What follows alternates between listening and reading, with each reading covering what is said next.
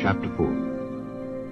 And Moses answered and said, But behold, they will not believe me, nor hearken unto my voice. For they will say, The Lord hath not appeared unto thee. And the Lord said unto him, What is that in thine hand? And he said, A rod. And he said, Cast it on the ground. And he cast it on the ground, and it became a serpent, and Moses fled from before it. And the Lord said unto Moses, Put forth thine hand, and take it by the tail.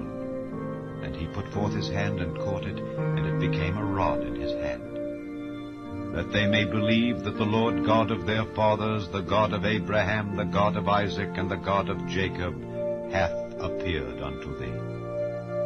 And the Lord said furthermore unto him, Put now thine hand into thy bosom. And he put his hand into his bosom, and when he took it out, behold, his hand was leprous as snow.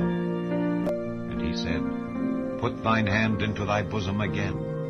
And he put his hand into his bosom again, and plucked it out of his bosom, and behold, it was turned again as his other flesh. And it shall come to pass, if they will not believe thee, neither hearken to the voice of the first sign, that they will believe the voice of the latter sign.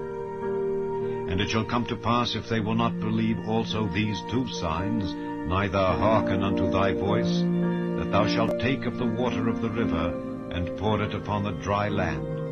And the water which thou takest out of the river shall become blood upon the dry land. And Moses said unto the Lord, O my Lord, I am not eloquent, neither heretofore, nor since thou hast spoken unto thy servant, but I am slow of speech and of a slow tongue. And the Lord said unto him, Who hath made man's mouth? Or who maketh the dumb, or deaf, or the seeing, or the blind? Have not I the Lord?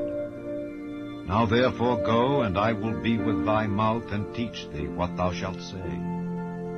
And he said, O my Lord, send, I pray thee, by the hand of him whom thou wilt send.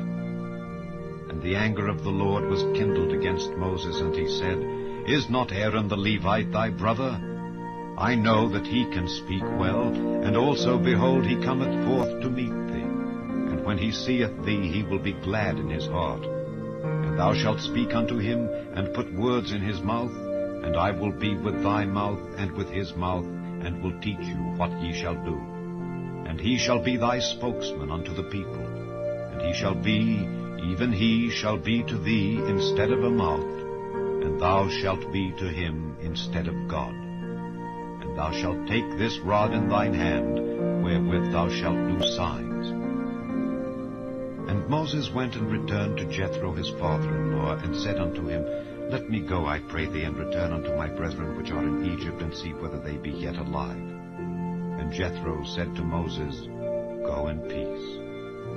And the Lord said unto Moses in Midian, Go, return into Egypt, for all the men are dead which sought thy life.